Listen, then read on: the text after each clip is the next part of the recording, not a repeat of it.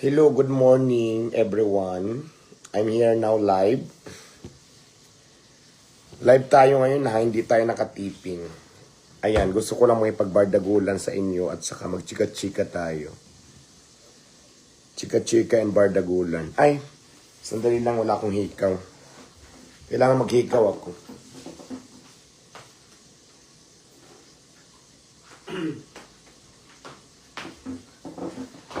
Kailangan kasi may hikaw ako para mas maganda. Di ba guys, no? Sige, magbasahan tayo ng comment. Hello! Shout out sa mga nandito na ngayon sa live at sa mga wala pa. Mag-ano tayo, one-on-one question and answer. Wala pa akong nakitang basher. Hello everybody. Tama ba yan, everybody?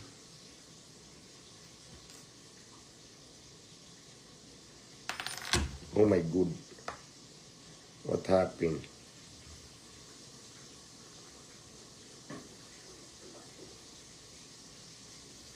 Parang nabaluktot na yung pakaw ko. Kagwapa. Oy, hello. Laban lang po, Diwata. Ayun naman, Diyos ko, alam nyo, don't worry about me kasi palaban tayo. Hindi ako susuko. Diyos ko, ako pa ba? Shout out your sports from Canada. Talaga ba? Your my sports in Canada. Teka lang, parang ano yung pakaw ko.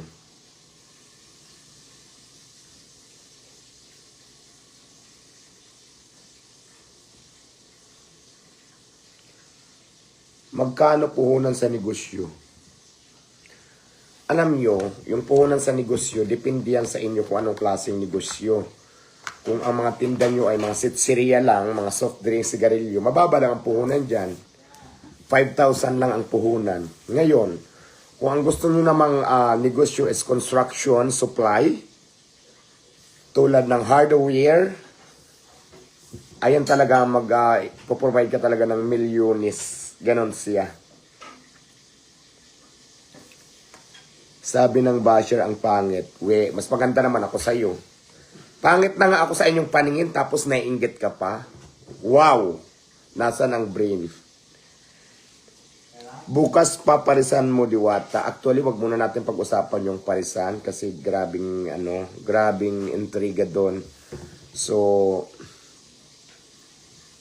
wag muna natin yung pag-usapan. Basta ang importante, hi, good morning. Pwede po ba ako shout out Boss King Kings Gadget Hub Iloilo, salamat. Ayan.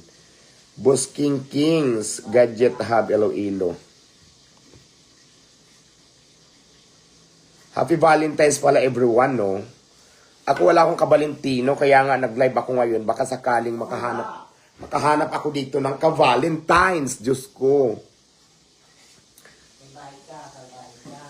Pa-shout out watching from Cotabato.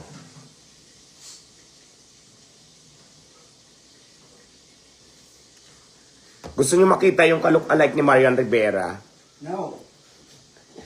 Ka-look-alike ni Marian Rivera, gusto nyo makita? Andito siya sa akin. Ayun, no? Hello, mga basher. Perfect. Very well said. Sabi nung alam mo yung mga basher, nakakatuwa kayo, no? Pag-usapan ulit natin basher, regarding sa basher. Sabi ng basher, hala, nakakarma ka na. Ayan kasi ang sungit-sungit mo. Ito ba't ako makakarma? Gumagawa ako ng tama. Hindi ako naman merwisyo. Hindi kaya ikaw yung makarma, na inggitera ka, wala ka nang ginawa kundi manglait, manghusga ng kapwa na hindi mo namang kilala. Sino ang makakarma sa atin? Kaya mas natawa lang ako, no? Mga buong po, mga putang. Ay, ewan. Kaya minsan nakakatuwa yung mga basher, guys, no? Mga, walang laman yung brain, halatang mima, halatang inggit talaga sila. Diba?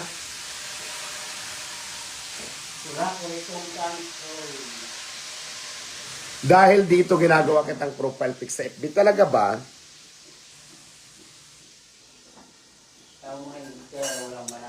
Idol, may picture tayo nung kumain kami sa Pasay, sa Parisan mo. Yes, marami naman ako nagpa-picture. Halos milyon ang picture na nagkalat.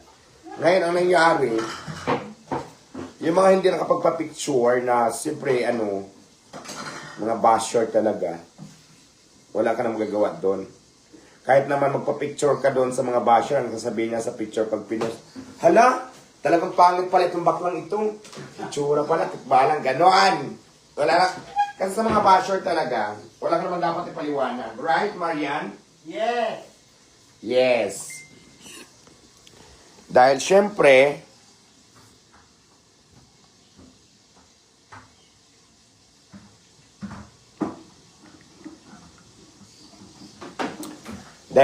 Diyos ko, ang ulam namin ngayon na niluto ni Marian Rivera ay napakasarap. Ano na yung talong? Ayan, pritong bangos, tapos mayroong kaming Talong na prito. talong with bagoong, kaya grabe kasarap. Lami kaayo. Mamatay ko ito. Hindi. Ay, dito tayo magbasa ng comment. Gusto ko yung mga comment nila. Dito kasi hindi ko mabasa eh. Mamatay ko ito. Hindi. Sabi niya, ay ito kay Court Patrick Pinka. Good morning, Diwata. Kung ano man ang pinagdadaanan mo ngayon, nandito kami. Mga pao nakasupport sa'yo. Thank you so much everybody sa mga supporters. Alam nyo ba, yung problema, kasama yan. Parte yan ng buhay natin. Pero walang problema na hindi naman na kayang lampasan. Watching from Davao City, paabor ng isang sing-sing. Isa lang ang sing-sing ko. Only one. Shout out sa sport from Canada. Diwata, ilang taon ka na? Hala, huwag natin pag-usapan yung edad ko. Nahihiya ako. Senior citizen na po ako.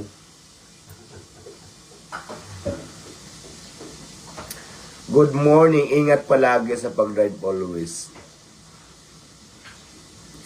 Card Patrick Pinka, thank you. Pa-shout out idol. Pansinin mo ang mga bashers, walang kwentang yung go-go-go. Yes, wala naman talaga kwenta ang mga basher. Alam mo yung mga basher? Yes. Kwento ko lang sa inyo kung bakit may mga basher. Ito yung mga taong walang trabaho. Ito yung mga taong tambay.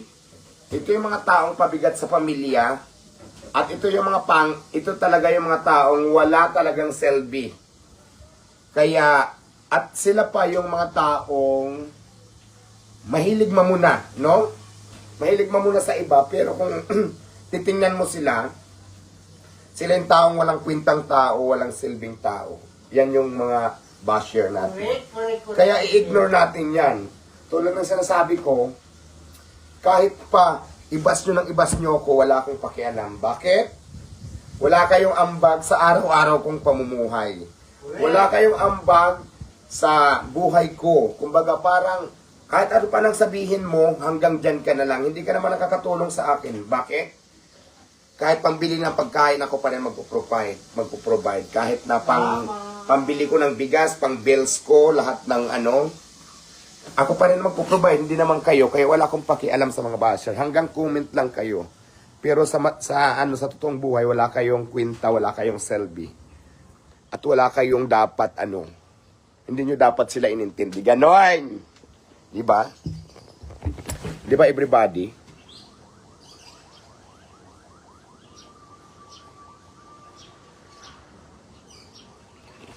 Kasi imaginein mo, comment lang naman ang comment sila ng masasama sa'yo.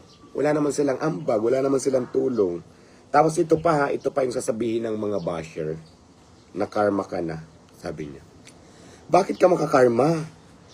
Kayo nga ang nakarma kasi wala na kayong ginawa kundi manghusga ng tao. Ba't ako makakarma? Naghahanap buhay ako ng patas. Lumalaban ako ng parihas. Sino ang makakarma sa atin? Kayo itong mga mapanghusga, mapanglait. Diba? Paano ako maapektuhan sa inyo? Tapos ito pa, yung pagkakulong ko, sinasabi nila na karma ako. Anong connection sa hindi ko pagpapapicture Doon sa pagkakulong ko, yun ba ang reason? Walang laman. Walang laman ang brain, ang utak. Be. Diba?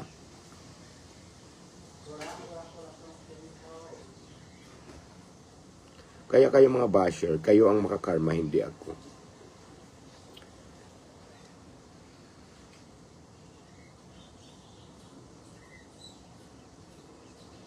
Paano nyo nalalampasan ang mga problema? Alam nyo ba ako, masayahin akong tao, kahit may problema, nakangiti pa rin ako. Kasi kasama yan sa party ng buhay. Alam nyo ba yun? Huwag niyong dibdibin, nandyan si God, tutulong yan sa'yo, hindi ka niya pababayaan. Kasi hindi ka naman bibigyan ni Lord ng ganyang klaseng pagsubok sa buhay kung alam niyang hindi niya kayang lampasan. Magtiwala ka lang sa Kanya. Huwag ka magtitiwala sa mga taong nandyan nakapaligid sa'yo, magtiwala ka sa Kanya sa taas. Siya mismo ang tutulong sa'yo. Right?